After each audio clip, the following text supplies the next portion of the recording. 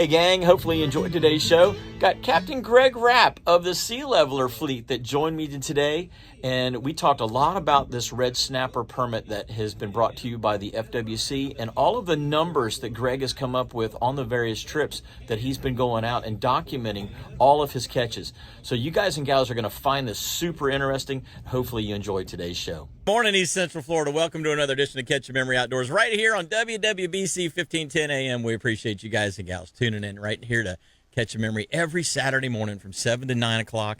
We're going to do this thing for the next 2 hours, so grab a cup of coffee and enjoy. I've got my special guest in here with me. This is Captain Greg Rapp of the Sea Leveler fleet, and for those of you watching on Facebook, good morning. We appreciate you tuning in as well as listening in.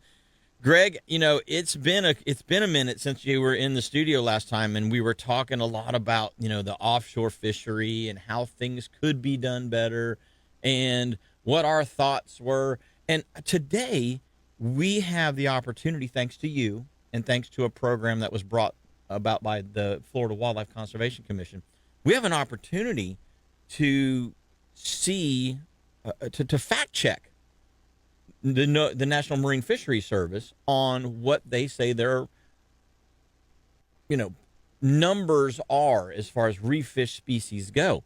And so I really appreciate you being able to come back in and do this with us. You know, you've got how many boats in the Sea Leveler fleet now? We have 6 boats. 6 boats in the Sea Leveler fleet. Yep. So you've got everything from just an inshore shark boat to an other side tuna trip boat, right, and everything in between. Yep. And lately we've had to have all of that. Yeah. to take advantage of what's going on out there. Yep. But you got drawn for this special permit, and tell us about the permit that FWC for. There are listeners out there that know about the permit. There are listeners out there that have applied for the permit, but there are listeners out there that don't know anything about this red snapper fishing permit, right, that it was available and probably still is available. Right. So for charter side of things, you could apply, and basically 4 boats per quarter get selected. It's kind of I think for the charter fleet, it's random, but they do have some input to, you know, who they want to try to select. And then there's also the recreational side, we are recreational, but there's also just the individual side that you guys can go online and apply for the permit. And I think there's 200 of those given away per quarter. And then it allows So there's a pretty good chance that you get a shot at it. Yeah, there's a lot of people that are getting selected, and then they don't even have a way to really get out there and do it. So they're trying to figure out rides. And, I had a and stuff friend like who got selected in the first go round. He doesn't even own a boat. Right. Yeah. But, you know, there's ways, you know, they can charter and they can do things to get out and use the permit. But on the charter side of things, basically it's if you get selected, you have to take a online class. You know, it's a video, and basically it's just their rules for this permit. It's a study is what they're doing. So they want everything done by the book. So, you know, basically we end up getting to take 4 charter groups out. So 4 per quarter go out there, and we're allowed to keep 36 red snapper. We have to keep the first 36 red snapper that come over the rail, and then we have to be done bottom fishing. So if we just go and catch 36 red snapper real quick, we can either go home or we can go trolling something like that, but you can't do any more bottom fishing. So in your case, you have been able to use the permit to be able to allow people to get on board a charter, come out, and actually bring a snapper home for dinner, and then also potentially go king fishing or maybe dolphin fishing, or if they want to do something else the rest of the day to finish the day out. And I'm sure there's probably been times that you may have gone out there and maybe not got the limit within the first little bit, and it kind of took all day. Right. Because fishing's fishing. Yeah. No matter how many fish there are, fishing is still fishing. Right. So with us is the customer's excited. They got the 36 red snapper. We're wanting to follow everything by the rules set by the FWC and this program because we're wanting to give them good information. We're wanting to, you know, kind of prove what we're seeing on the water. So So these regulations and these and going back to the study itself having to be done a certain way, there are certain procedures that need to be done every single time you go out on this trip. So you have to. I think I would imagine you have to let them know the day you're going. Yep. So they set up a camera system on your boat. Then you have a biologist that rides with you. So you got to organize all that on the day, and then you basically have to measure every fish. So you get a card where it's keep or release. If it's red snapper, you're keeping no matter what it is, whether it's 2 inches or 20 pounds, you're going to keep it. But then all the other species that you might catch, if you are catching other species, so say you catch a gag and it's out of season, you put a release on that and you do it for the camera. You have to try your descending devices. You have to have things set up a certain way. You record everything that each individual angler catches. You try to get the sizes the best you can on the keep and release, and then at the end of the day, you work with the biologist who takes the fin samples and the ear bones and measures it out, and it's a bit of a process. I mean, it's really cool though. Well, and it's all because you're doing it in a scientific study fashion. Right. Everything is being documented. There's no room for error, basically. There isn't, oh, well, I think we caught this many, and I think they were this size, and, well, one might have been only a little undersized. You're taking measurements on every fish, so you have documented every single aspect of the catch. Right, yep. Hold that thought. Who have we got on the line this morning? Oh, Mike Mann's starting early. Okay, well, it sounds like Mike needs to get out there on the water. Let's go to the phone lines. Captain Mike Mann's on the line. Good morning, buddy. Hey, good morning, guys. Yeah, I figured I'd try and get the call in before I got my clients on the boat and give a quick report. Man, it's despite the weather, it's been a great week of fishing. Holy cow. Did you have to deal with 20 knots yesterday, or did you skip yesterday? No, I'm out this morning because I didn't fish yesterday. I had one day available this week, and I moved my people from yesterday to today, which worked out well because we've had this stomach bug going around my house for 2 weeks now. And yesterday I was like, I'm going to lay around and try and eat as much or drink broth and let my stomach get right. Yeah. Well, I'm sorry to hear you had it, but I'm glad to hear you're feeling better. Oh yeah, we're getting on the mend. But I did fish in that 25 knot stuff my afternoon charter on Thursday. Mm-hmm. We fished as long as we could in it, and when we found the fish, it was nice because it was 25 out of the west. So I had the sun at my back and the wind at my back. So when you could see the fish, they were eating. And, it was just a great bite. We've been on some really nice schools of blacks and reds still. The water temperature is back down to 63. The water temperature yo-yo continues. Exactly. Well, Mike, we were talking about earlier in the year when the water temperature did start to finally drop down, and it started to group the fish up into schools. You took those single shoreline species and little pods and kind of got them into bigger groups. When the water warmed back up over the last week, did you see them disperse, or are they still stuck together?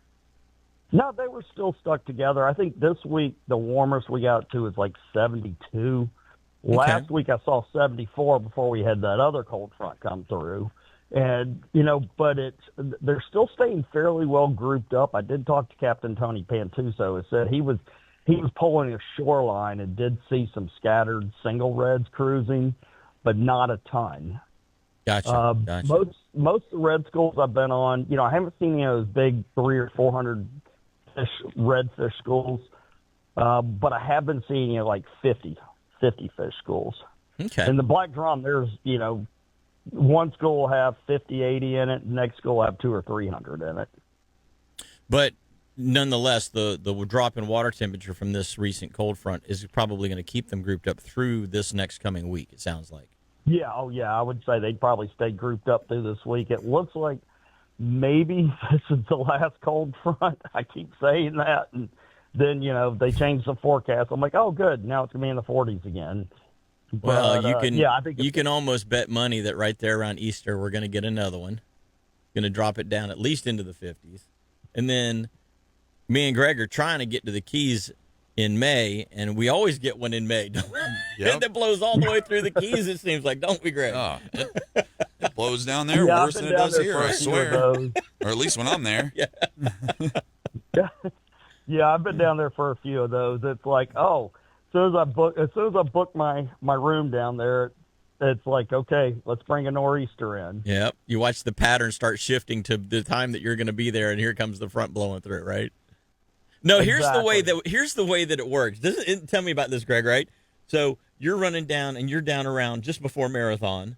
And so you're running down, and you're coming over the bridges, and you're looking out over Whale Harbor, and you're looking over Snake Creek. And you're coming in the afternoon. It's slick, calm. Gorgeous. You can see tons of boats on the reef. Every time. And you wake up the next And morning. you can't open your front door. Yep. The trees are bent sideways. Yeah. It's white capping, and the bays are all milky colored. Oh, man, I can't tell you how many times I've done that. Well, Mike, Man, coming back to the dream. Mosquito Lagoon, black drum, redfish, it's got to be a pretty easy day, once you find them, because, if your fishery has been anything like the fishery in the Titusville through Melbourne area that we've been fishing in the Indian and the Banana side, basically all you need is a shrimp and a jig head, and you're golden. Yeah, that's been, we've had a few days, depending on what the barometer was doing, where it took a little longer to get them to eat. And then you'd have that day where you got triple hookups on the boat all morning long. So depending on the moon phase and what the barometer's doing, but, even when it's been a little funky, you can still get them to eat. I think we pulled 7 or 8 fish, just pulled off. I mean, fighting them for 2-3 minutes, and also they just pulled loose. And everybody I talked to had that happen on Thursday. They just hook up with a nice black drum, you're fighting, and all of a sudden it comes loose, and you're thinking, well, it's foul hook, but you get it back, and the shrimp's gone.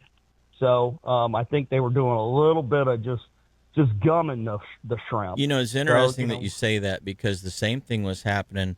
We were fishing at Canaveral, and Troy Perez and Alex Huey and myself were all kind of fishing this one area of the jetty, and we were all experiencing the same thing. You'd have the fish on first run, even maybe a second run, and then all of a sudden, boop, the hook would just like fall out. It was almost like they'd grab the back end of the shrimp, and then when you came tight, you just skin hooked their lip or something. It was a really weird kind of a bite. What kind of fish was that there? The drum? That's exactly the drum what and I the think snook. is happening. Yeah, the snook were doing that too.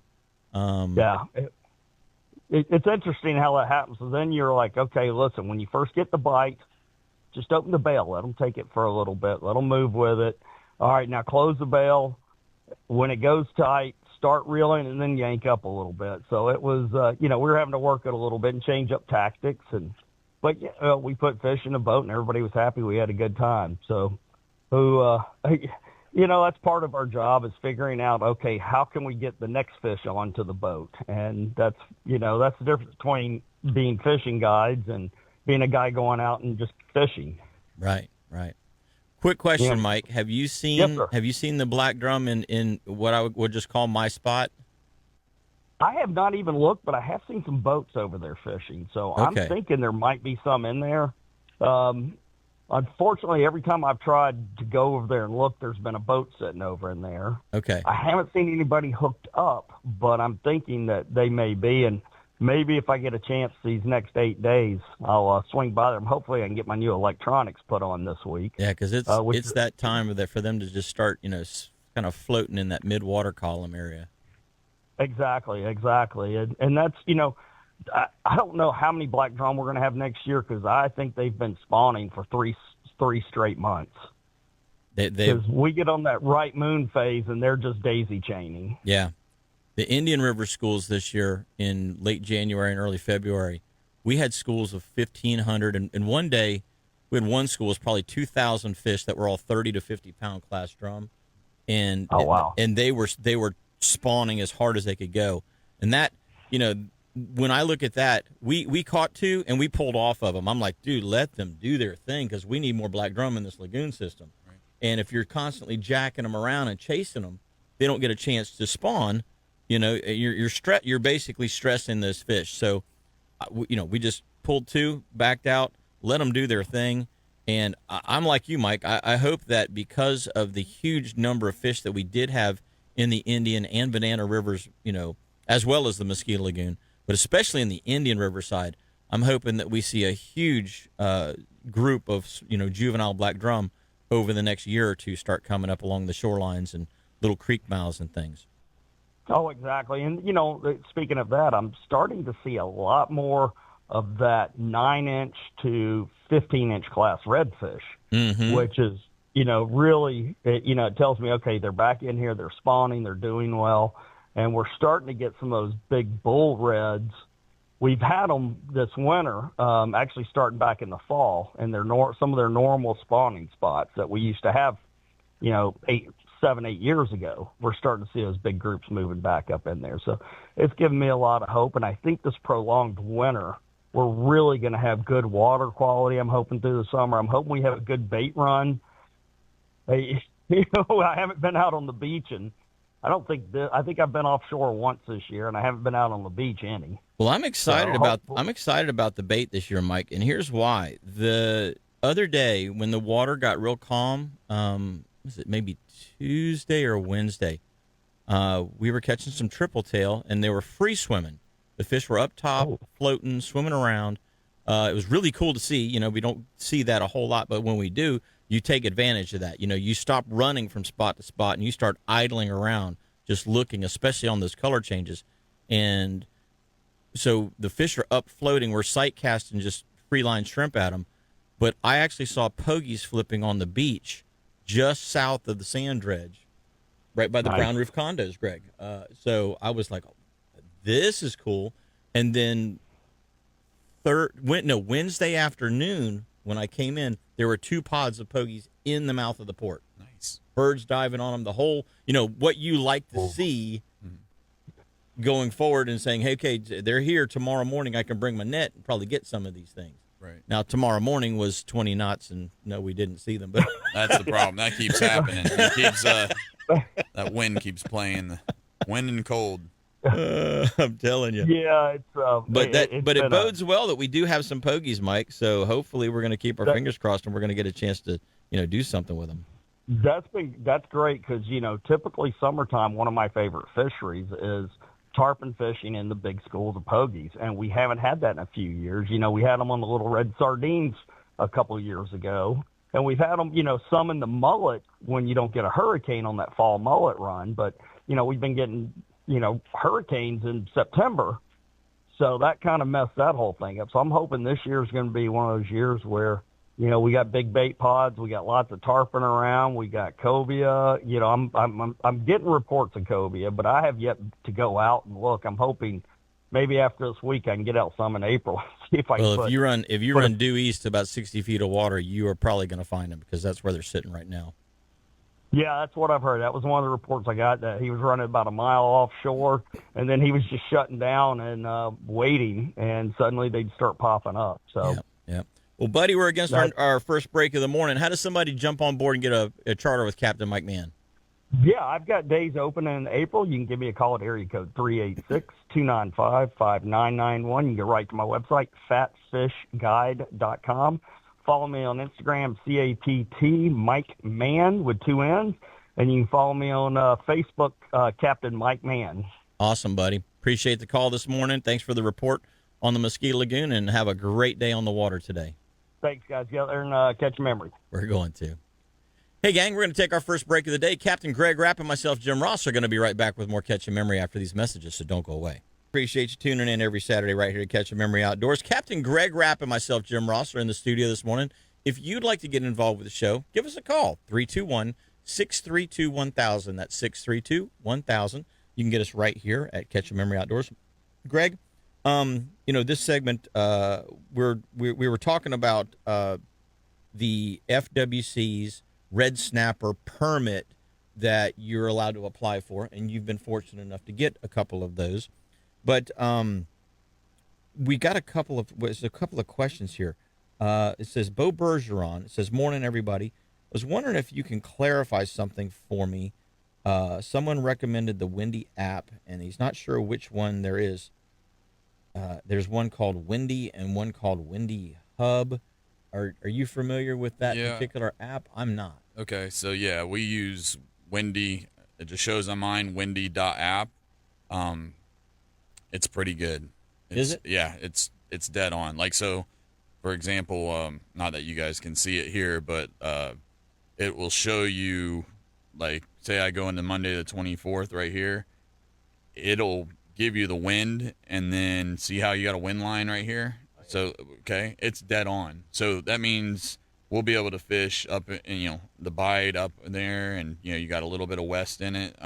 It's gonna be it'll be fine as kind on the beach. You go a couple miles offshore, But you're not gonna so get much. whooped. Yeah. So but Interesting. it's a good app. It really is. And I know there's like a paid version and a free version. I just use the free version, but I don't know.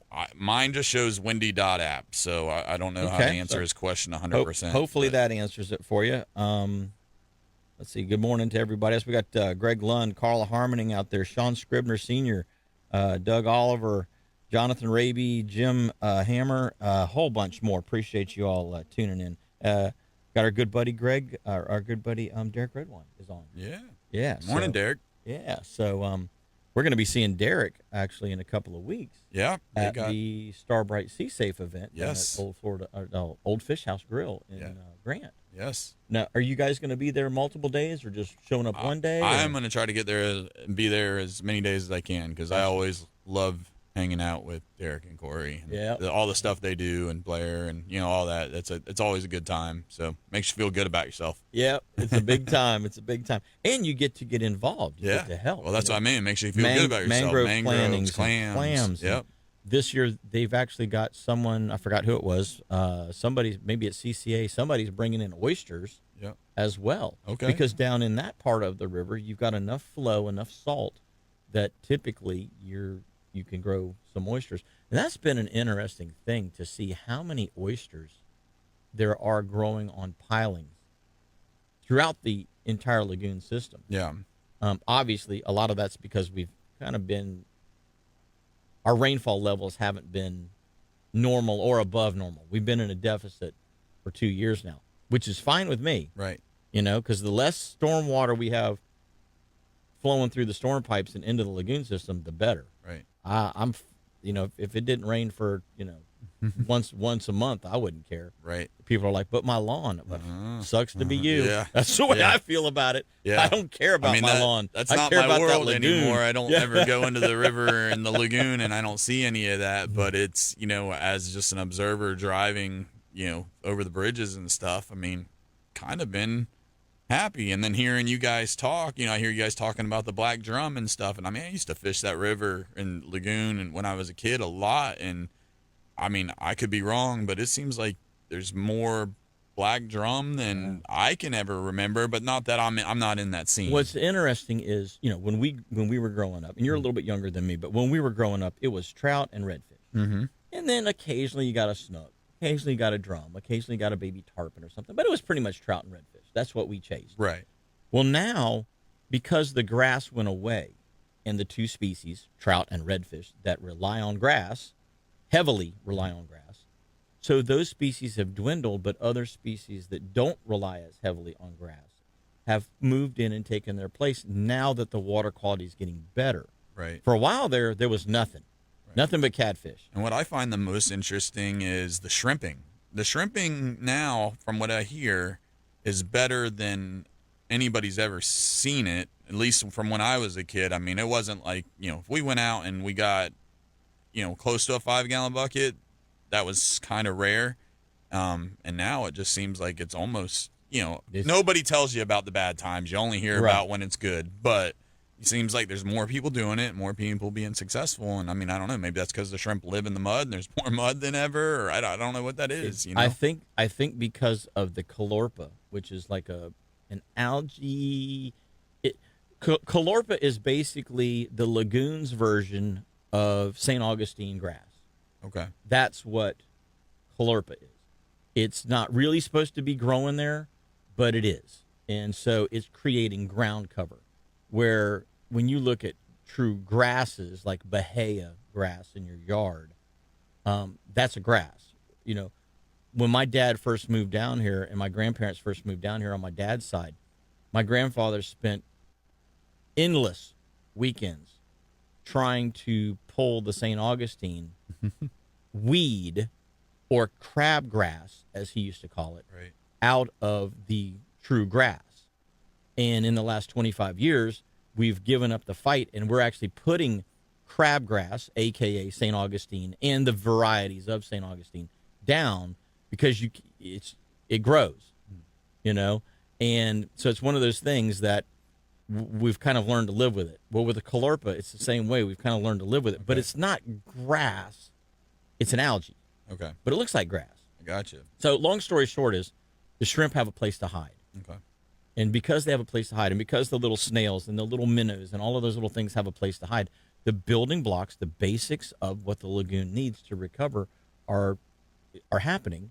And now that we've got actual true seagrass, the Cuban shoal grass, manatee grass, widgeon grass, and 2 or 3 other kinds, now that the bottom is stabilized by the callorpa, they're able to take root and not get swept up or washed away every time the wind blows. Gotcha. And so it's keeping that sediment down. It's allowing other grasses to then fill in, and those other grasses are what the trout and the redfish need, not necessarily the snook and the black drum, but they're what the trout and the redfish need to be able to hide in.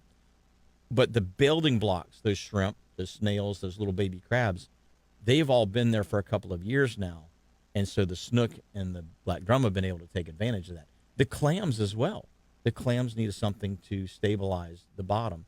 And the clams actually help feed the seagrass. So the more clams we put out, the more seagrass we seem to be getting. So we're on the recovery. We're on the mend, if you will. That's good. It looks positive. Yeah.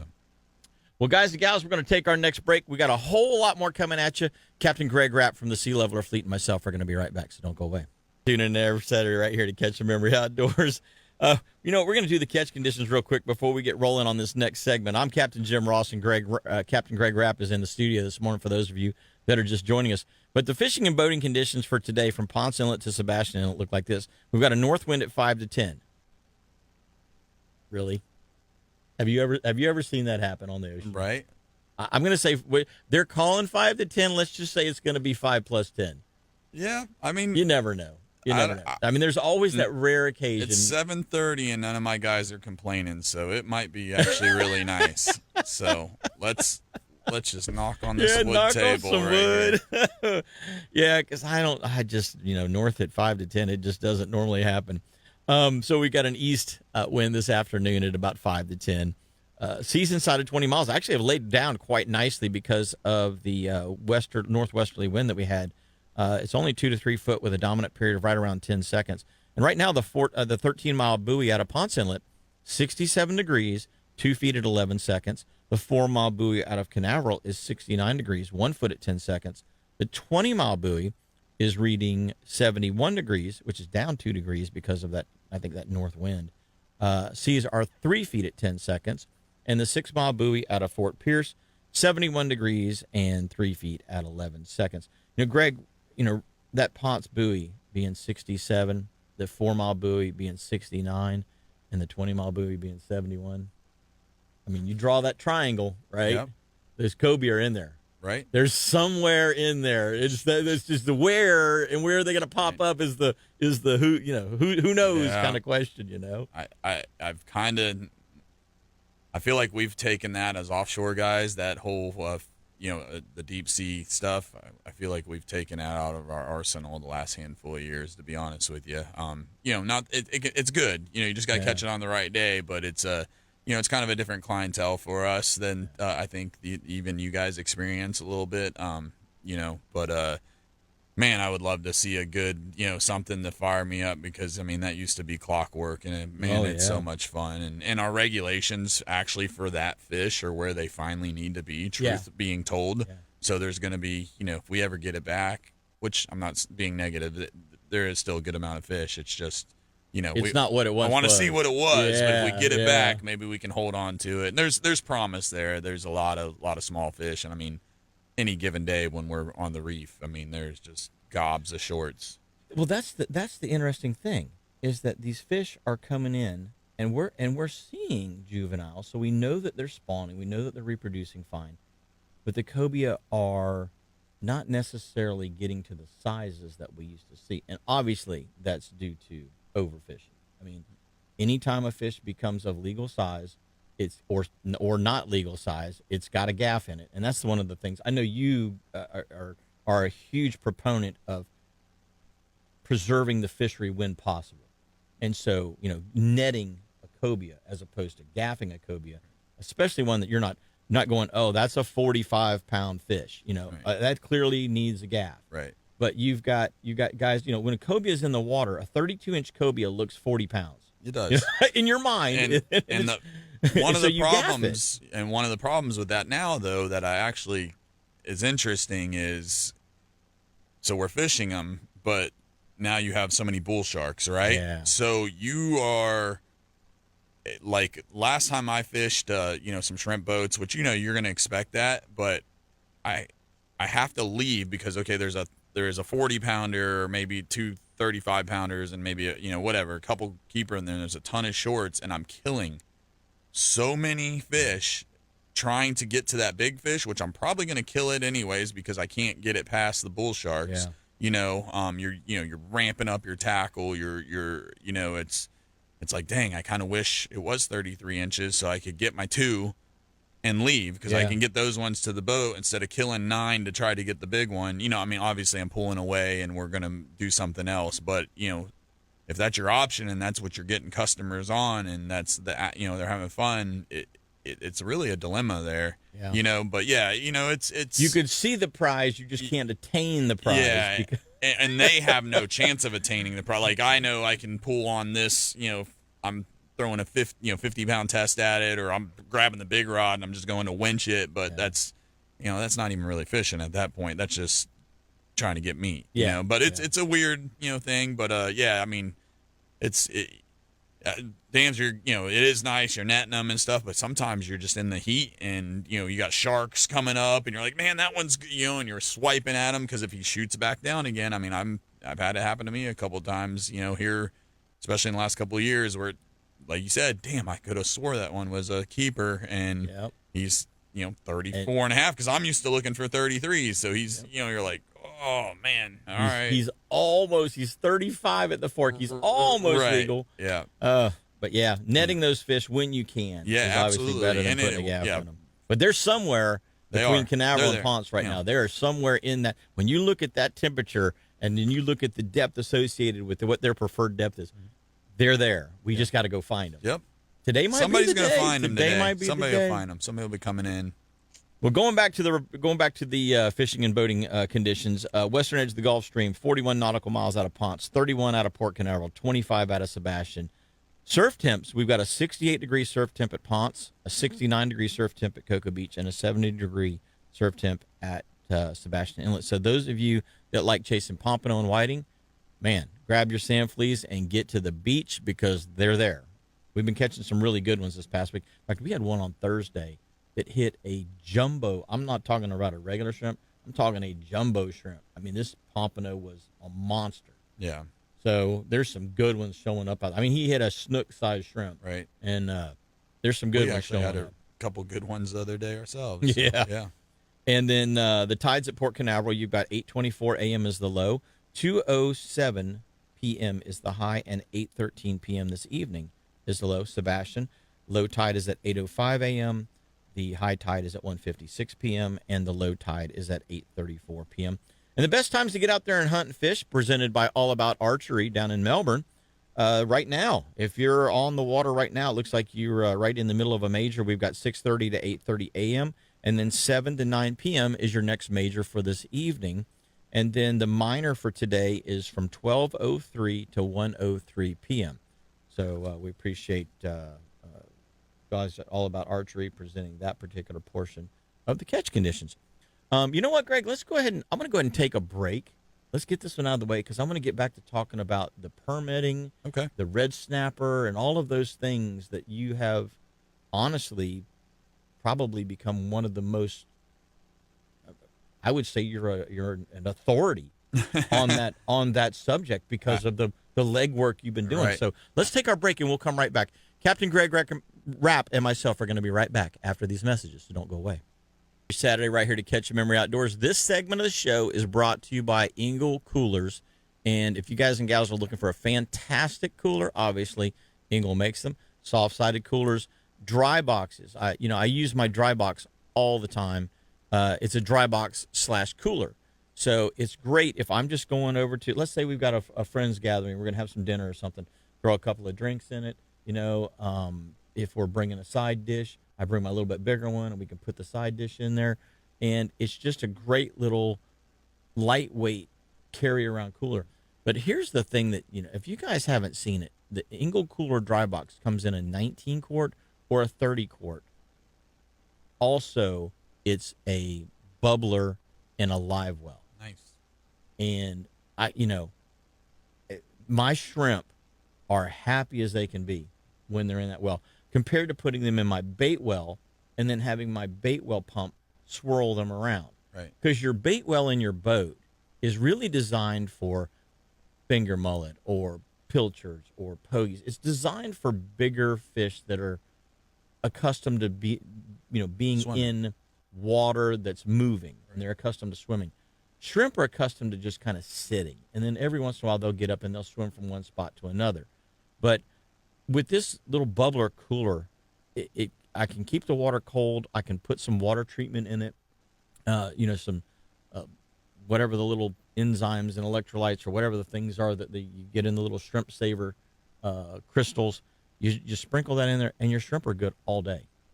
And they are frisky. I mean, you're fighting them. When you're trying to get them out of there, you're fighting them to even get them on a hook because they're trying to jump out of your hand and over the gunnel of the boat. They're so frisky. Nice. So I really recommend that you guys go to the Engel Cooler website and just kind of sniff around, see what you find there. You're going to find some really cool stuff.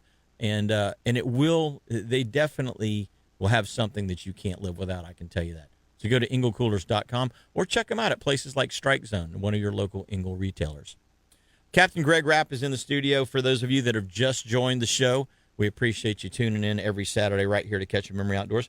And Greg, we were talking about the FWC's red snapper permitting, and of course, you have been able to do some documentation with this program, and so I'm going to say that you're one of the authorities on how to do it the right way and how to get the information that they're looking for, so that we can hopefully, potentially, just say to the National Marine Fisheries Service, we got this. We don't need your help. Right. We'll regulate this species on our own. That's the hopeful That would be outcome. phenomenal. Let the state regulate it. I mean, National Marine Fisheries has mismanaged the offshore fishery so much that now they want to shut down all fishing. Right. It's so bad. It's like, yeah. It just makes no sense. Right. Yeah. So no, the information that they're going to get from this project is going to be, kind of undeniable. I mean, it really is. That doesn't mean anything, from when it comes to NOAA, because we already, everybody feels the same way. So, this is a great project. Like I said, we were talking about earlier in the episode, there's, parameters that you have to do, and it's, it's a scientific method. Mm-hmm. They presented it like, this is how we're going to approach it, and you need to do it that way. So any guides or, if you get selected for the charter permit or even the I keep saying recreational, the individual permit, you need to try to follow the guidelines the best you can. That way they can get the information the way they laid it out. Right. There's a lot of ways that it's, as you get into it, you can kind of see where some things could get skewed. Just, not everything was thought out, but anytime you try something like this. 36 red snapper for the charter fleets, the first 36 that come over the rail. There is also, or you hit your 15 bottom fish aggregate, which basically means like 4 lane snappers, a grouper, a couple grunts, whatever. If you were hit 15 per person, you would have to stop then also. Gotcha. We don't even come close to hitting that. And that's a little bit where it's skewed, because when you can only keep 36 red snap, or not only, 36 is a ton of fish, but when you have to keep the first 36 that come over the rail, you pretty much eliminate your things like chicken rigs and stuff, because you're trying not to catch a lane. Not to get, you want the lanes, but you don't want the 2-pound red snapper.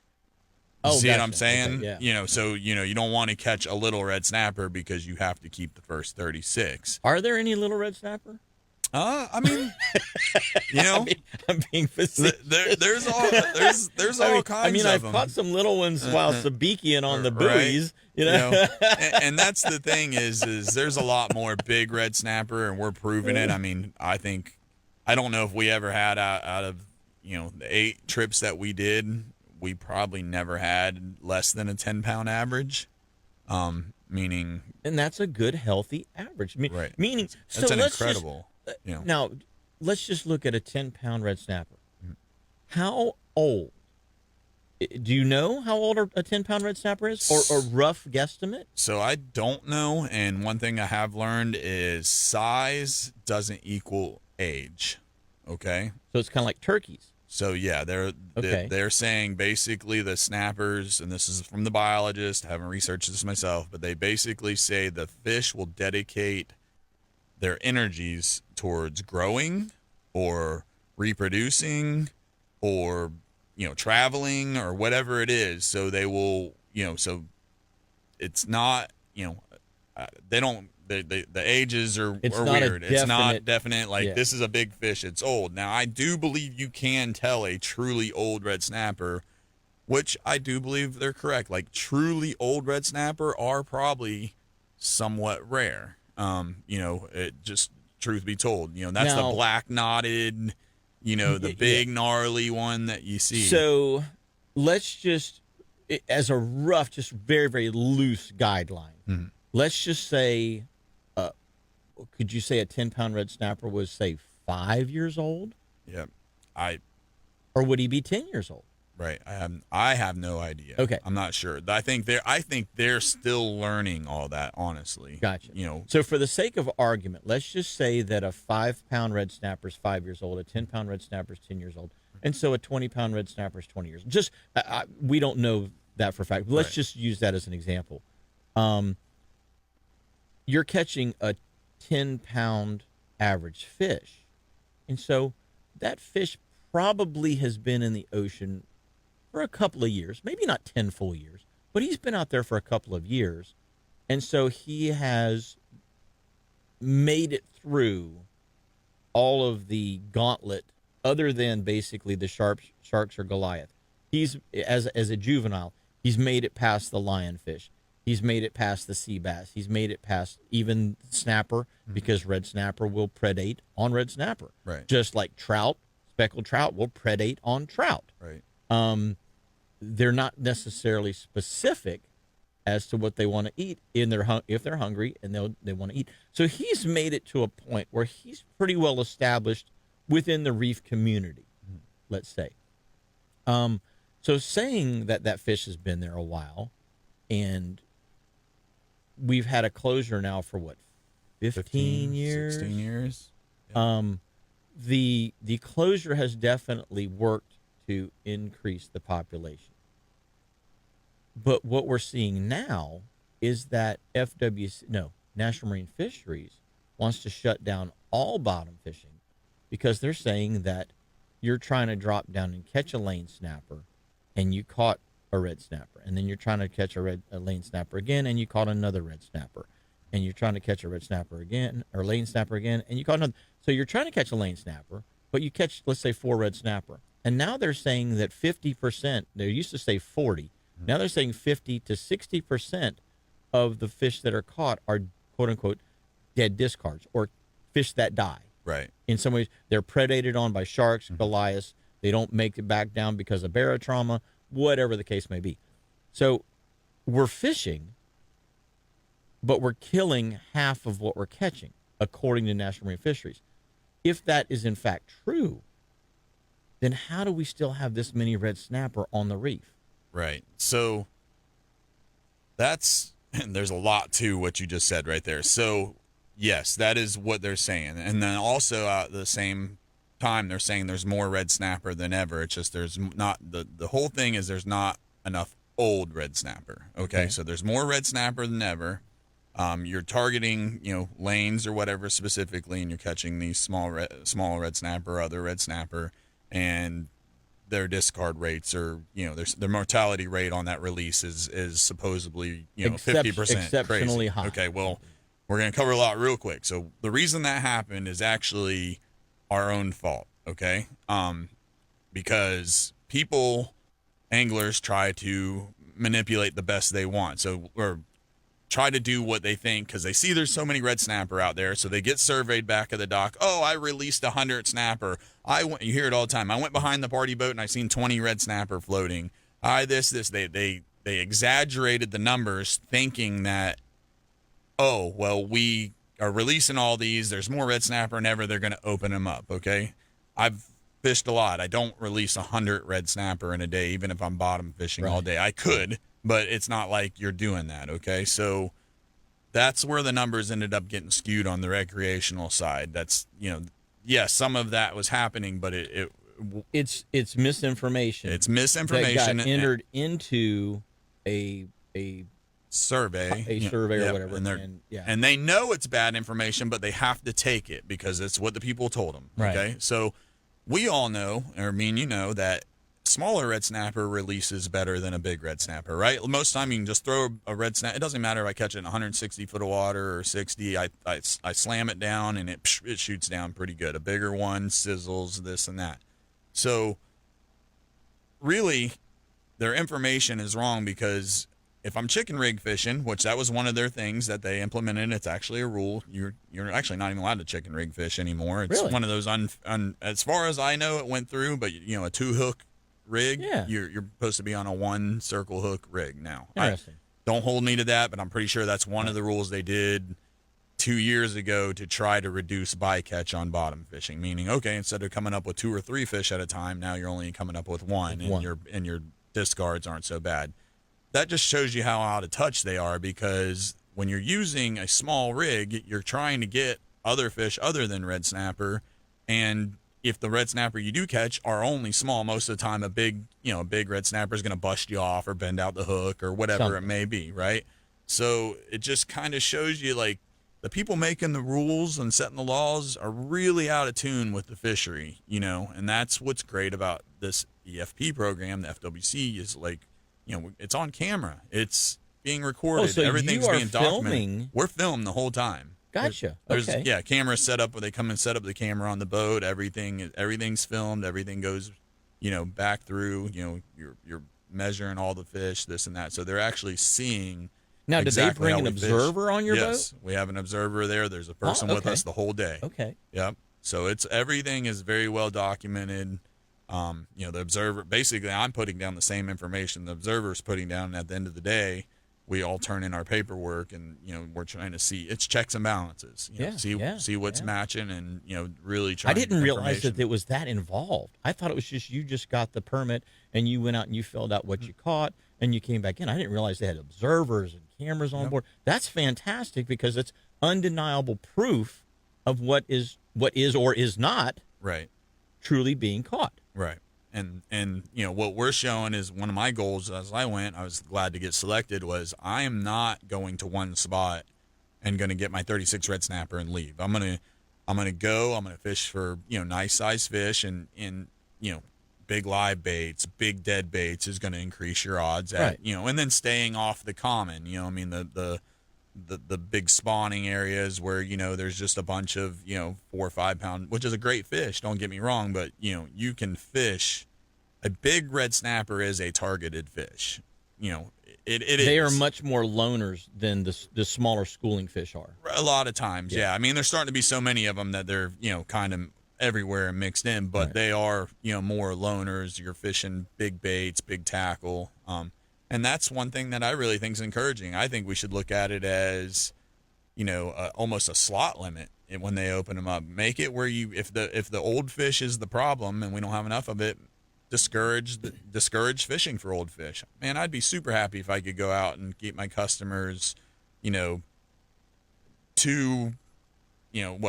just say the old rule, let's say 18 to 25-inch red snapper, that's a 7 to 12 pound fish, something like that. Yeah. Man, how cool would that be to be able to do for your customers on a regular basis? Exactly. And then say, okay, once you get, your limit, you're done bottom fishing for the day. Cool, no problem. That is exactly what I have been saying needs to be proposed for 10 years now.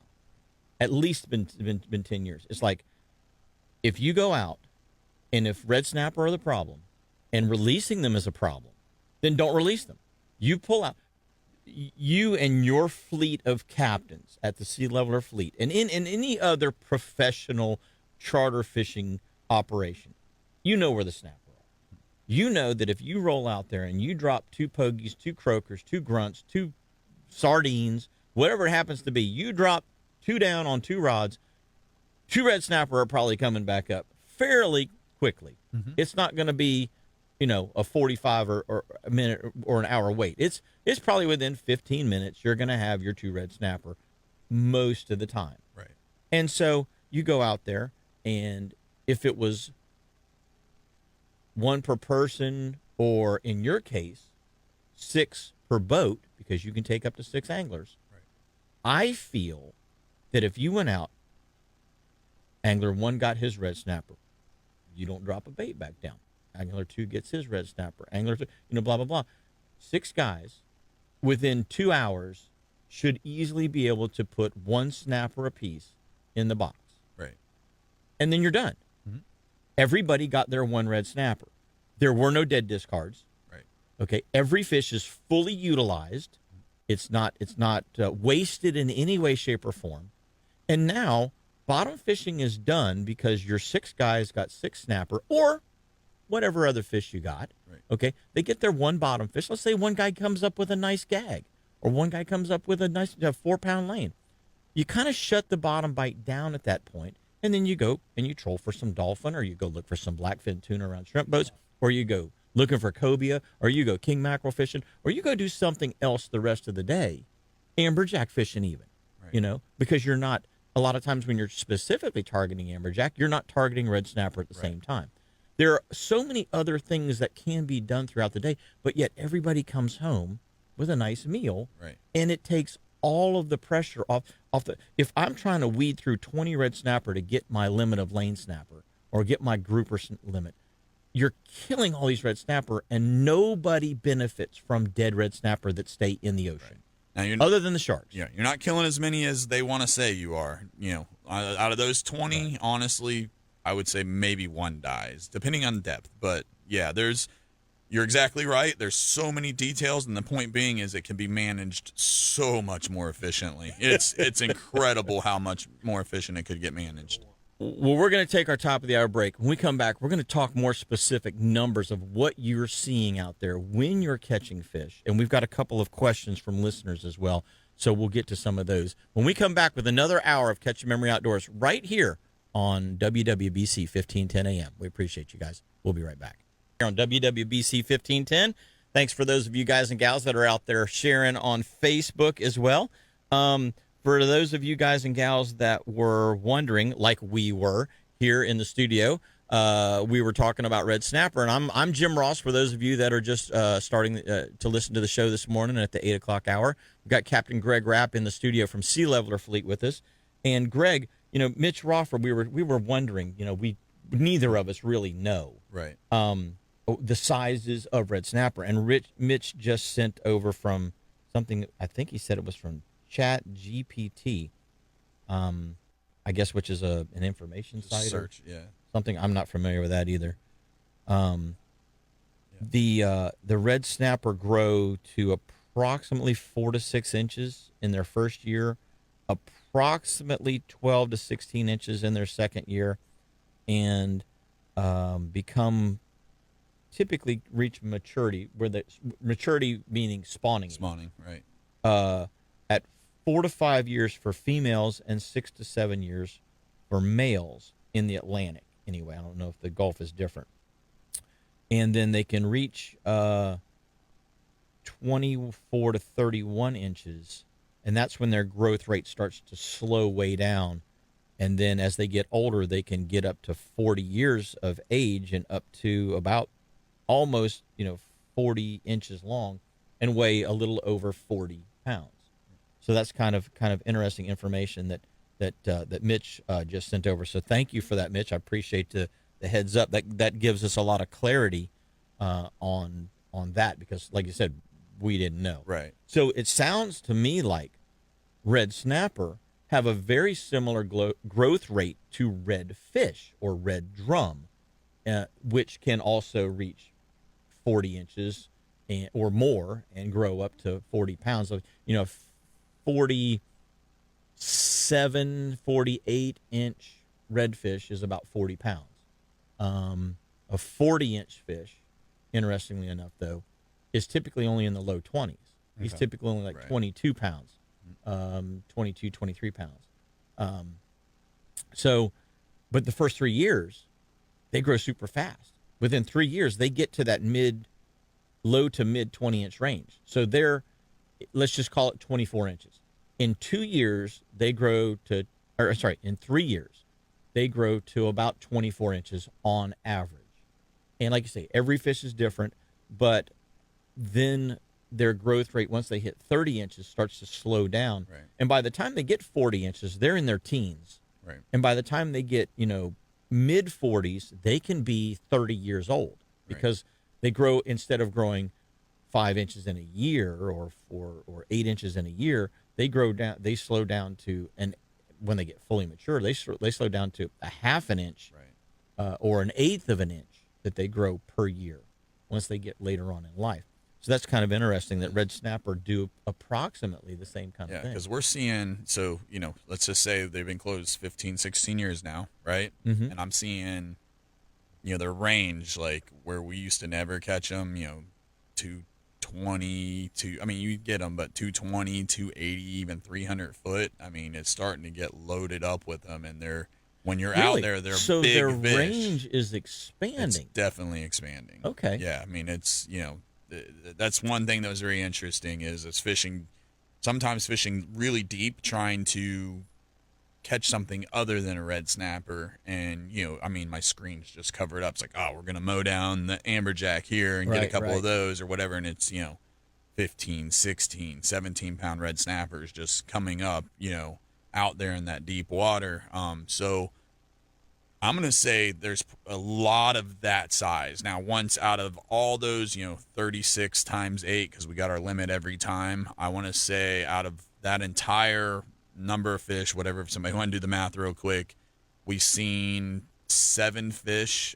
I think it would be 7, right about 7 fish that we consider true sow. So 7 fish, 20 pounds or better. Or better. Right. And I didn't see anything over 25. So basically, it's like 120, roughly 100 and just call it 150. Mm-hmm. 150 fish, rough numbers. Right.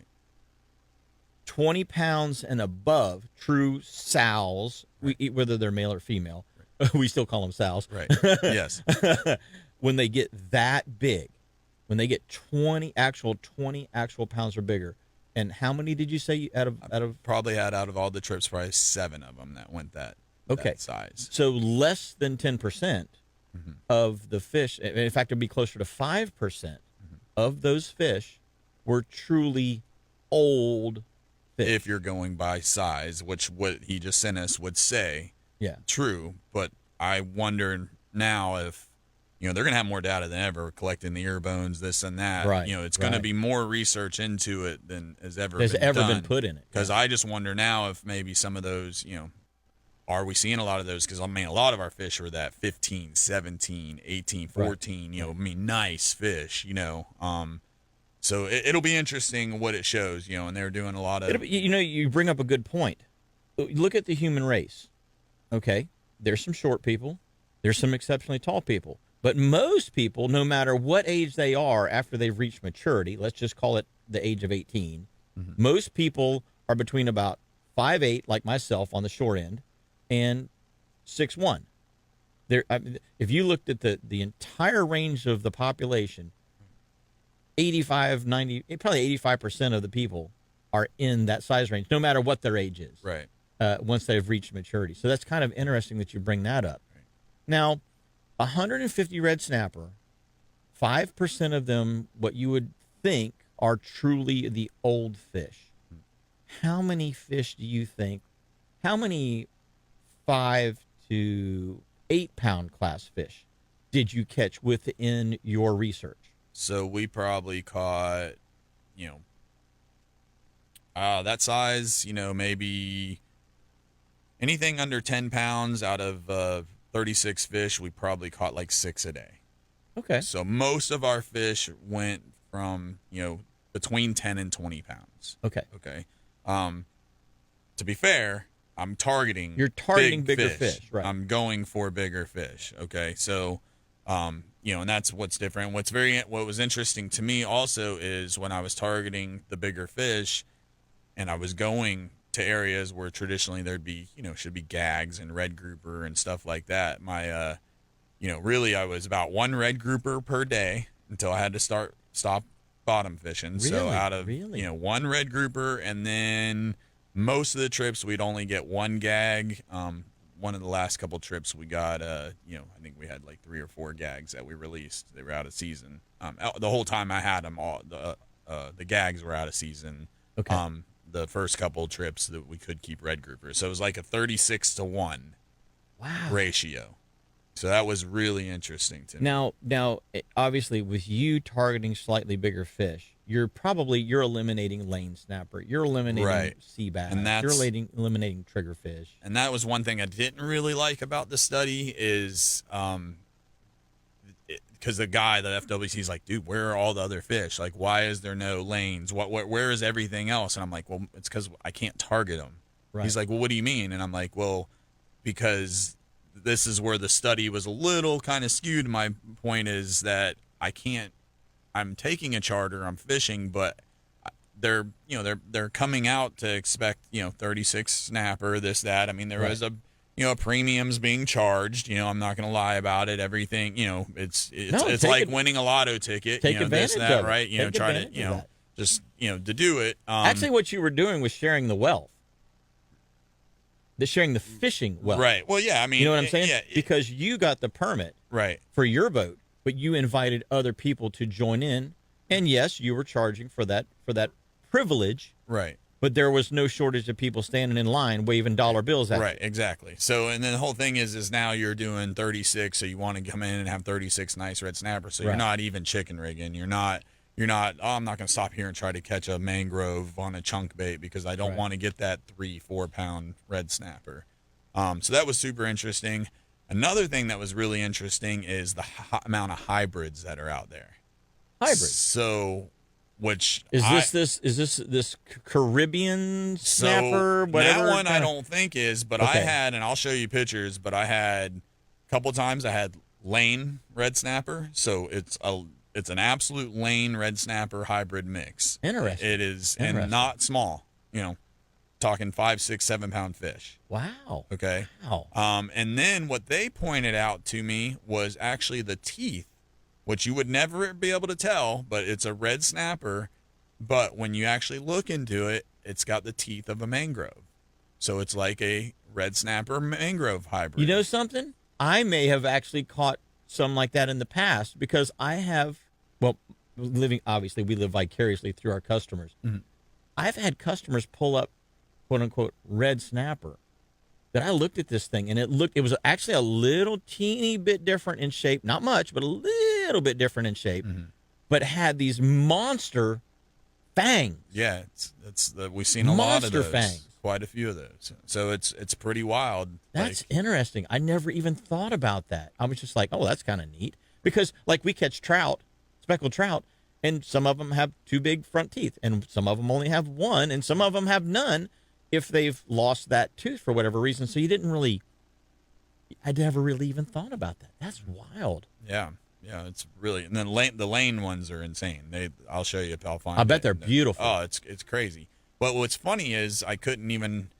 You're doing everything, and I counted it as a red snapper, and then it's actually once it died, the colors of the lane really came out on it. Really, and it's like, oh, that's so the orange. That's a lane, yellows. and then there'll be people that will argue that it's 100% a lane at a like a 7 pound fish, which I guess a lane can get that big. It's just I don't think it is. Right. But the biologists noted it, not necessarily the. They noted they might not necessarily know what it is until fins climp samples and stuff get turned in and this and that. And that's one thing that they're doing too is the fin samples. And don't hold me to this, but I'm pretty sure that the evidence is coming out that it's the Gulf and the Atlantic stock are not 2 separate stocks. And if that's the case, that's a huge game changer because that's what it's always been managed as separate stocks. They say it's, separate. They're, okay, the Gulf fisheries super healthy, the Atlantic fisheries not. But if those fisheries are mixing, which I'm pretty confident they are, but I think those samples are coming back. Well, we know for a fact that they do in the yellowfin tuna. We know for a fact that they do in the cobia. We know for a fact that they do in the tarpon. So why it stands to reason that could be happening in the red snapper as well. And I'll tell you, they do the same thing, and I know we're up against our break, but they do the same thing with managing redfish in Mosquito Lagoon proper. They're saying that the Indian River fish that live in Dummett Cove and Marsh Bay and Patillo Creek and Turnbull Creek, the whole north end of the Indian River, and anywhere from Scottsmore down to Titusville, they're saying that there's a separate species of redfish compared to what is over on the Mosquito Lagoon side around Cucumber Island and the Whale Tail and Tiger Shoal and. And I'm telling you right now, there is no gate anywhere that I've ever seen or ever heard of in Hallover Canal keeping those fish from crossing back and forth. In fact, I've followed me, Troy, John Lulay, Travis Tanner, on and on. Name names. Just name names of Mosquito Lagoon fishing guides where we follow the schools of redfish as they swam from the Mosquito Lagoon through the Hallover Canal and came out on the Indian River side because they were going to join up with those fish to actually spawn.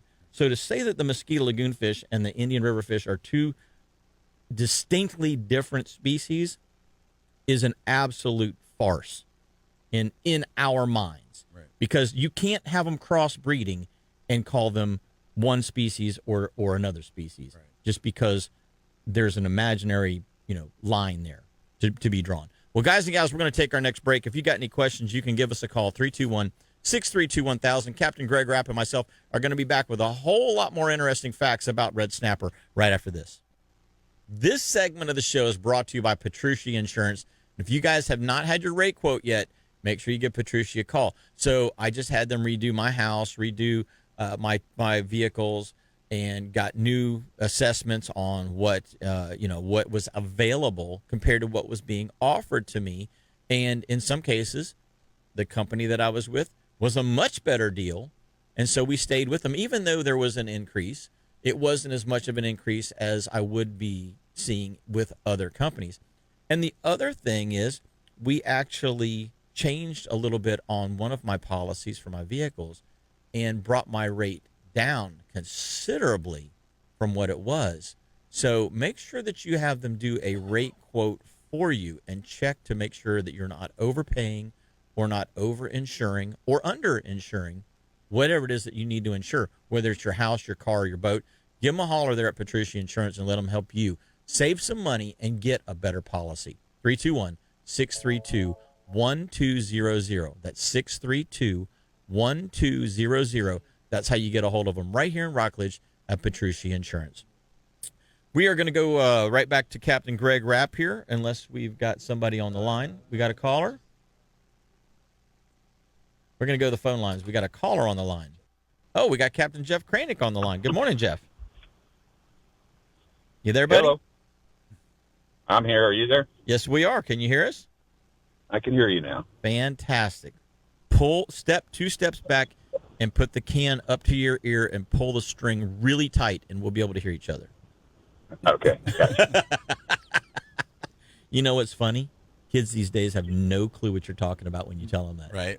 They don't understand that we used to make our own, it wasn't wireless necessarily, but we used to make our own, mobile phones out of cups and tin cans and strings. We were kids. Hey, let's go. What do you got going on this morning, buddy? Today's housework. I'm like you anymore. I hate to get out there on the weekends. Did your wife and my wife get together? Because that seems to be my itinerary for today as well, for some reason. Yeah, I got fence to fix and power wash. I need to get that done. Gotcha. Got a busy summer coming up. Gotcha. But what have you got going on this morning, bud? Well, I heard you guys talking about the red snapper, and those summers I spent up in Alaska working. It's very reminiscent of what we're going through here we went through in Alaska about 4 or 5 years ago with the yellow-eyed rockfish, which if you put them next to each other, they call them red snapper up there. Oh, really? They're one of the longest living fish documented. The average age of the size we were catching them was 70 years old, and they'll live well past 125. Wow, 125-year-old fish, huh? Yeah, but they said the average that the anglers were catching were 70 years old. So, That's crazy. And first couple of years I was there, Washington State in Oregon had done a study and found that the mortality rate was up in the high 90% on fish that they descended by just popping the air bladders. And the second season I was there, they had already enacted legislation for descenders. Okay. And doing a lot with underwater video and stuff. Anyways, they flipped that percentage using the descenders to the point where you can't legally have, at least in Alaska in certain sections, you can't have a needle anymore on the boat. You have to have one of the approved descenders. Well, I think that's what they've done here in Florida. It's law now. It's law that if you Descending are device. bottom fishing, you have to be using circle hooks, and you have to use a descending device and have it rigged and ready to be used, not just on the boat, but rigged on a rod and ready to descend a fish. And that is, but there's a lot of there's There's a pros little and gray cons. There's a area lot, there. and there's a lot of. But yes, if I'm all for it, if it works, Whatever you can do to save the fish. whatever you can do to save. If you're not allowed to keep the fish and take it home and enjoy it, right? then yes, put it back in the water as healthy as possible. Yeah. And Well, what we were dealing with up there were bald eagles. The first year I was there when we were venting them and throwing them behind the boat, none of them lived. If you were close enough to shore, the bald eagles knew what you were doing, and they would snatch them before the fish, gained its senses again and swam back down. Interesting. it's like a frigate and a strawberry grouper in Yeah. the Keys. Yeah. Them things will come out of nowhere. Boom. Yeah, there won't be one anywhere on the horizon, but you Right. catch a strawberry, and there they are. Yep. Yeah. Yeah. But they've really come down. I don't want to say come down, but they made it the responsibility of the charter boat captain to hopefully be honest on their daily catches, because the clients can't step off the boat until you have hit the send button on your iPad on your day's catch. Interesting. Yeah, they will ticket you. The feet can't hit the dock. So what you'll see is a lot of us just stop right outside the marina, the boxes that we need to check, and they've done a really good job up there in regards to the program that you're having to use. Yeah. I mean, very standard program. They works great on an iPad, and the really nice thing about it is everything is computerized when it comes to the client's license. You just scan now or put their number in, and it autofills everything for you. Oh, that's awesome. So, Well, cool. Well, that's maybe something like that. Obviously, there are requirements. It's happening already, and honestly, it's man, I'm so torn on all these things. Like, I can see the good and the bad, and it's we would need a whole nother radio show to go into that. The way they're, yes, for us offshore guys, anything federally permanent, we have what's called sea fire. We have to put in the information. There's so much flawed with it, and it's like I said, we would need an entire other radio show. But it's maybe things are coming together, and things will get smarter and more cooperation on both ends. Honestly, that they need to know how the fishermen are fishing and using it, and quit eating up our time with bull BS paperwork. Yep. So, well, buddy, go ahead. You got to go to a break. Yeah, we'll just say we're up against our next break, but go ahead and finish your sentence there. You know what, I don't want to say the honesty, but guys are fearful of filling out stuff properly because they think they're going to take it away from us. It's like the duck bans. They ban those ducks up north, and guys don't want to call in because they're afraid that it's going to affect their daily limit on ducks. And I think it goes the opposite way. If you're honest with them what's going on these forums and call-ins, in the long run, I think it's going to work out better for the commercial guys and the recreational anglers, even with 23 million people fishing our fish now. So. Yeah. Well, the one thing that you can say is if it's good, solid information, you're making the best hopefully making the best possible judgment on the on the policies regarding that particular species. If it is being overfished, we need to slow it down. Yeah, we all want good fisheries. If it's not being overfished and there's room to open it back up, then we can also realize that too. So, hopefully, like you say, everybody will participate and get good, solid information. Well, Jeff, enjoy your day around the house. I'll call you probably around 2, and we can have a fuss session, and you can fuss it at what your honey-do list was, and I'll fuss back at you about what my honey-do list is. How's that sound? Sounds good, buddy. I'll talk to you then. All right, bro. Thanks for the call, Jeff. Yeah, good talking with you, Greg. All right, buddy. The coastal sportsman, Captain Jeff Kranick. Guys and gals, we're going to take our next break. When we come back, we got a whole lot more Catch Your Memory, so don't go away. Segment of the show is brought to you by Direct Graphics. And if you guys need any kind of promotional product, whether you need, banners built like the one we've got behind us here, my Catch a Memory banner. If you need any kind of business cards, stickers, you need shirts, there's tons of things that you can do to promote your business. Or just, if you got a boat wrap that, say you got a boat that's a little bit older, maybe it doesn't look as great as it could, and gel coat's a little faded, you can go get a wrap put on it, whatever mural you want. Call the guys over at Direct Graphics. They can take care of that for you, and they can not only help you design it, get the colors right on it, they can print it and install it for you. So give them a call. They're real easy to get a hold of at Direct Graphics. 321-631-1001. That's 321-631-1001. And Direct Graphics can take care of all of your business's needs. That's for sure. Greg, we were talking about, you know what? We got to do the Starbright Cleaning Solution segment.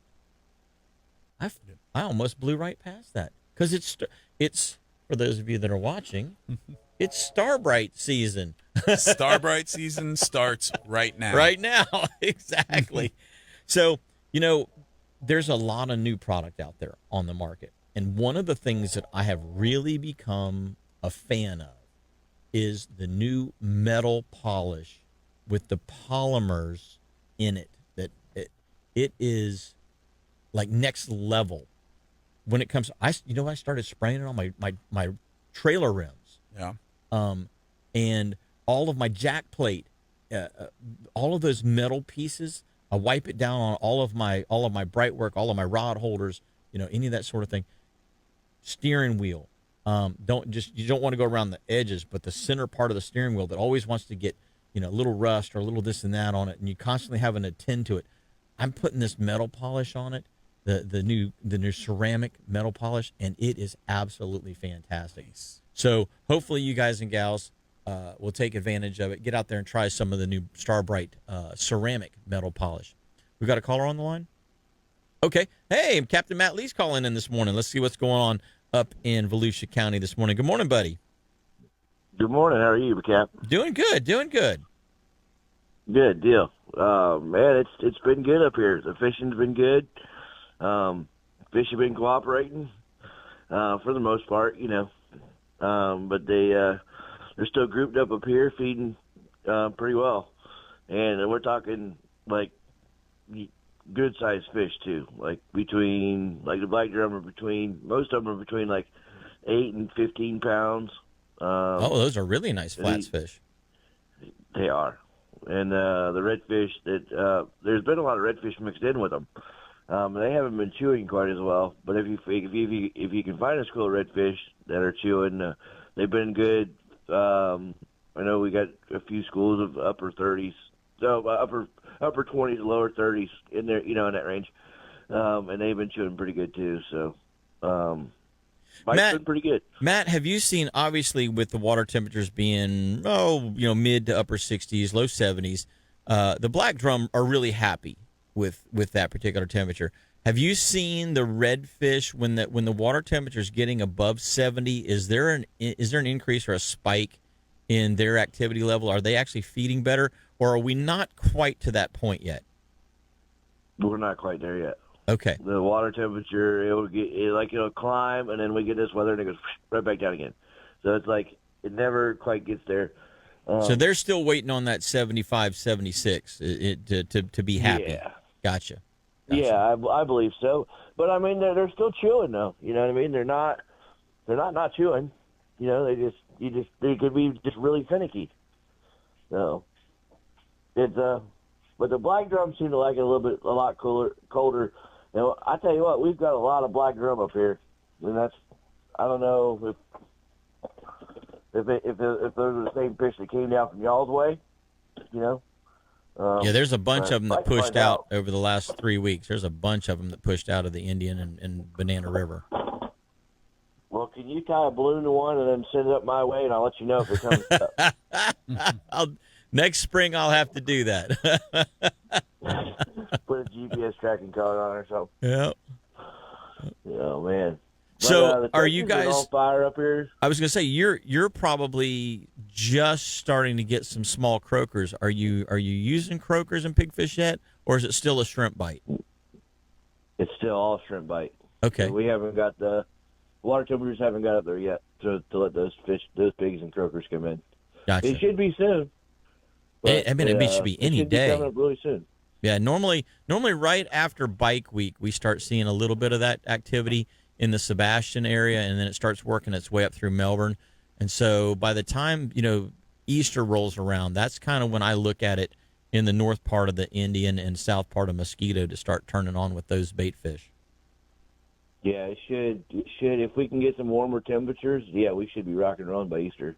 Gotcha. Or at least cut into it. Gotcha. So, well, I tell you what, we're pushed up against a break, but we got 2 minutes before we let you go. How's the turkey? Dude, I'm telling you, I think they're done already. You think? I do. I think they're done. The ones I've been seeing here at the house, they were a couple weeks ago, gobbling, strutting. He's still out there strutting, but he's not talking.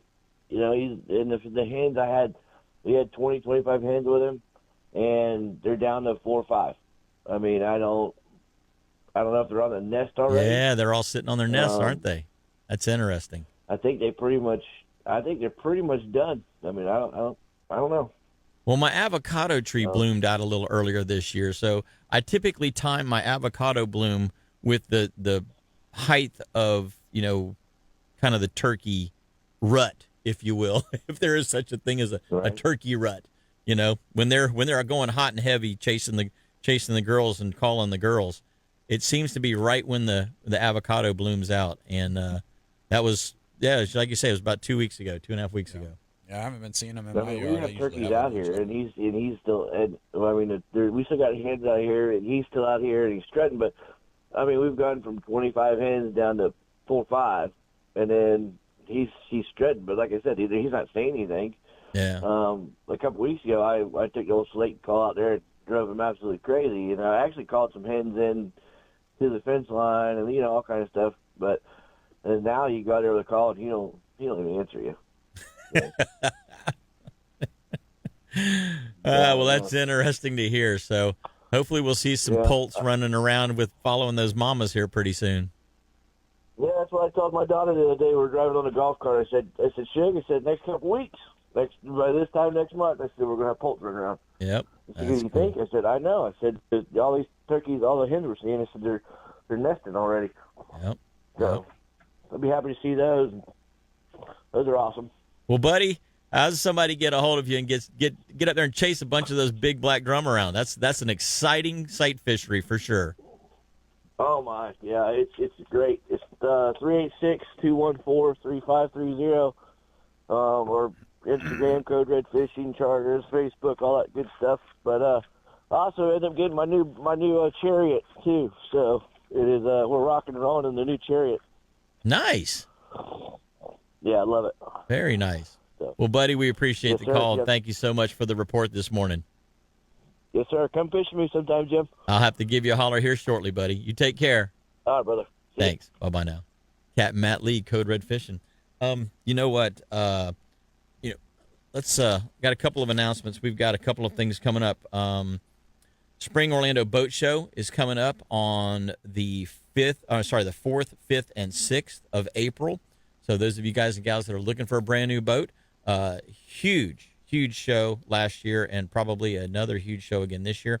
And then the Vero Boat Show is going to be on the following weekend on April 12th and 13th. So for those of you guys and gals that are in the market for a boat, especially if you're looking for something that you may be able to find, you may not be able to find here locally, when you get to the boat show, wherever those dealers are from around this area, they're all going to be at the boat show and probably have the type of boats you're looking for. So make sure you get out there. And of course, we're going to be doing some stuff with Boaters Exchange over at the Orlando Boat Show, and I'll be doing some seminars at the Orlando Boat Show on the 4th through the 6th. So hopefully we'll see you guys and gals out there. We're going to take our last break. When we come back, we've got Captain Greg Rapp from Sea Leveler and a wrap-up on the Red Snapper. Well, a wrap-up for now on the Red Snapper information that we've been bringing you guys and gals. So don't go away. We're going to be right back after these messages. Last segment of the show with Captain Greg Rapp and myself, Jim Ross. This segment is brought to you by Strike Zone. Man, if you guys and gals didn't get to Strike Zone last weekend, well, first of all, if you didn't have the money to spend, it's a good thing you didn't go because you would have spent money that you couldn't really spend. I walked in there and I was like, I had one thing in mind. I was like, I need to get this. I'm just going to get it. Well, that one thing was about $150. Okay. $450 later, I come walking out the door and I'm like, I need some adult supervision here. Right. But you get in there and it's like, oh, I need that. Oh, I haven't tried that. Oh, they got a new color in this. I haven't tried that.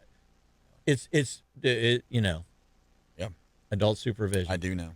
They just need to have that a sign on the window. Adult supervision required when you walk in that place. Because there's so much cool stuff at Strike Zone. But they had a huge tent sale last week. Big turnout. Big blowout.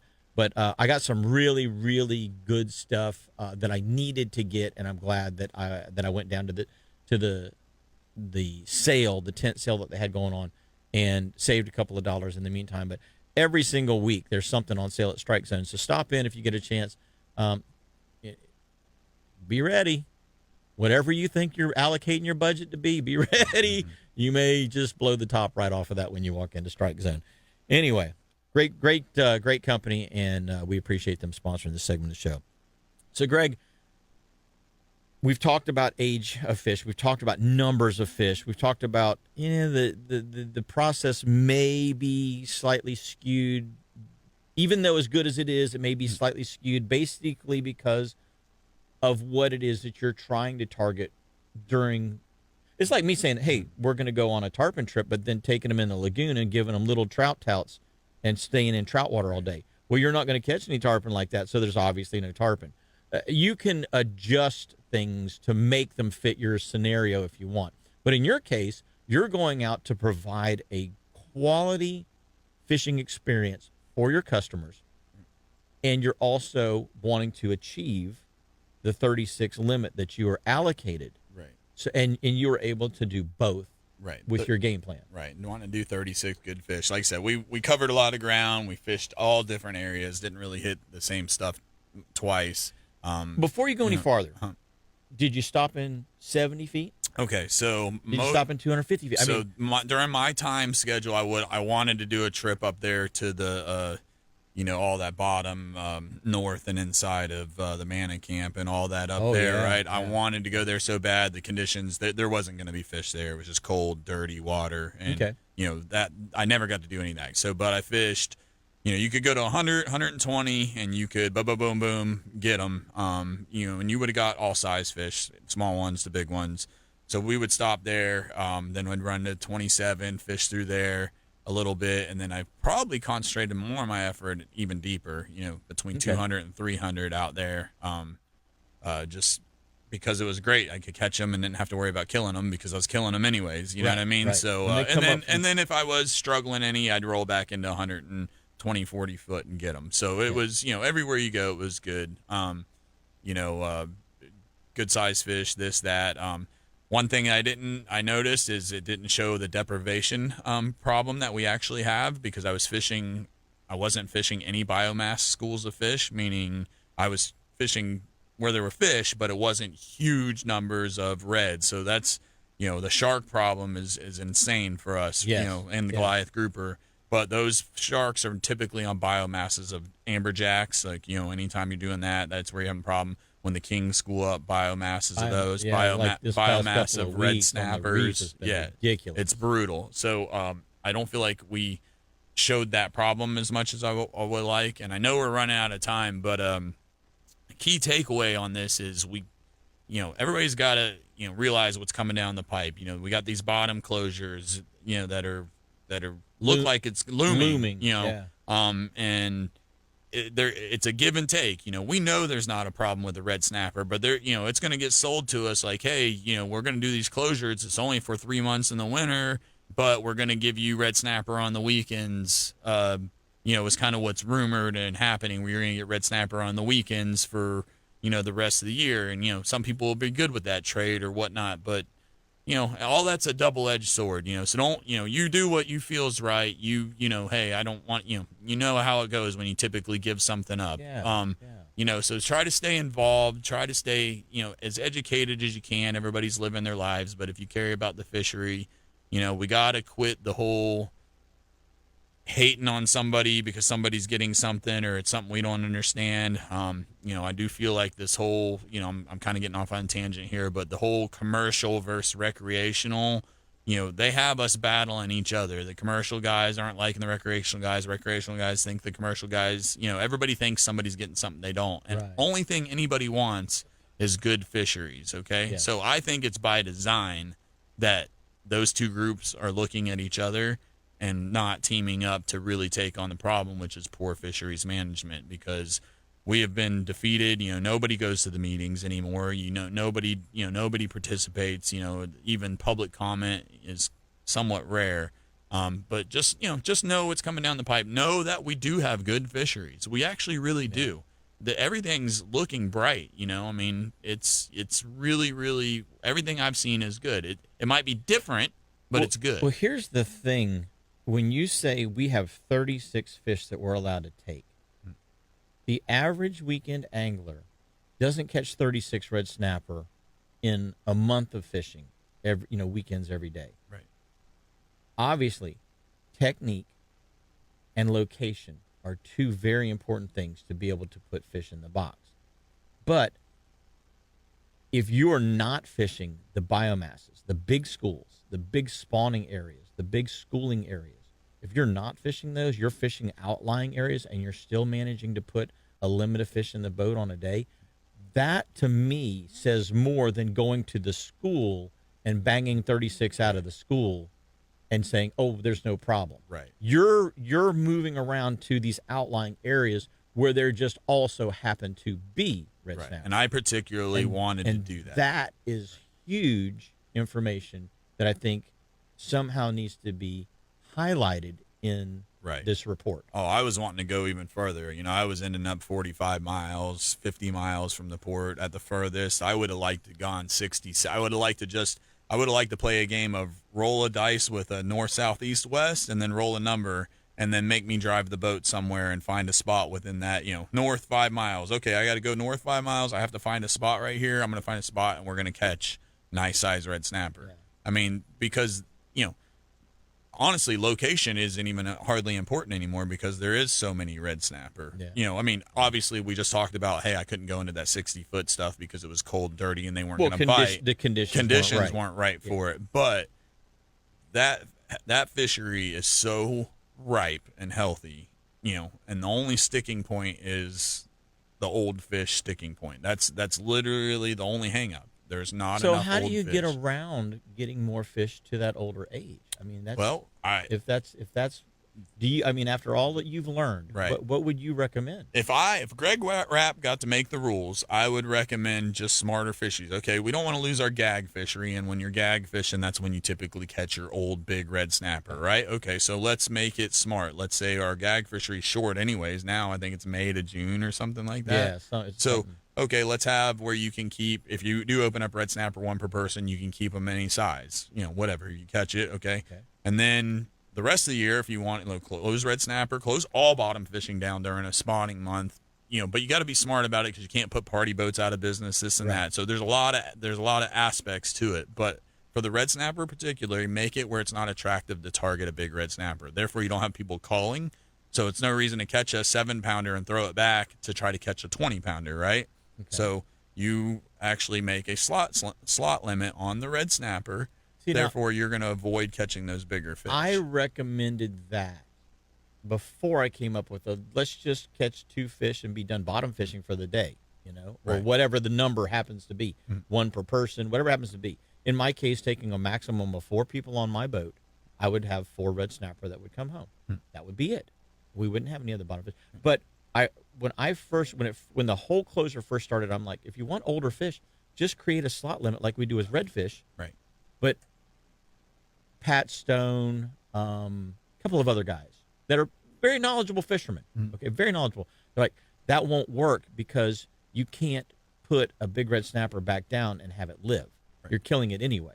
And I'm like, but if I don't go to where the big red snapper are, AKA the slightly deeper water where they typically are, if I just stay shallower, then I should, by where I'm physically fishing, eliminate catching those bigger fish, or at least frequently catching those bigger fish. Right. The only time it intermingles is with the grouper fishery and the snapper. But other than that you can target medium to small size red snapper. You can do all your other fishery at the same time, and then open it up. Quit being dumb about the deep dropping. You know, okay, boom, we caught our 4 red snapper. Let's go try to get a golden tile fish, or let's, you know, we can successfully do amberjack. There's so many things you can do, or go trolling. Yeah. You know, it can be managed very easily, is my point. So, you know, or not easily, but just it needs to be more well thought out. But the knowledge that you guys are gaining from these trips is invaluable. Yeah, it's great. They're gonna have information that, you know, and that's one thing. The rest of you charter guys that get selected for this 36 red snapper, if you're listening, do it by the book. They had a big problem for the first quarter of a lot of guys not doing it by the book, and it's set up that way for a reason. So if you want your information being used, do it by the book. Yeah. You know, do it exactly the way it says, and then you'll probably get selected again. Well, buddy, you've got an entire fleet of charter boats that are available for charter. How does somebody get a hold of you or get a hold of your charter fleet to get on board with one of the Sea Leveler boats? Yeah, sealeveler.com is my website. You can do everything online. Feel free to give me a call or text me, 321-794-3474. Follow us on social media. I do have an availability tomorrow. I had a last-minute cancellation last night, so if somebody wants to go do a full day on the Sea Suns with Captain Ethan, who's one of my young killers out there, he would love to take you guys out, and tomorrow looks to be beautiful. Tomorrow's gonna be a pretty day. Yeah, give us a shout. We just got that available last night, and you know, would love to take somebody fishing. Well, buddy, I appreciate you coming in. Captain Greg Rapp of the Sea Leveler Fleet, thank you so much for being in today's show, and thank you for sharing all of your knowledge. Yeah, man. With our listening audience. Hey, guys and gals, until next week, do exactly what we're gonna do. Get out there and catch yourselves a memory.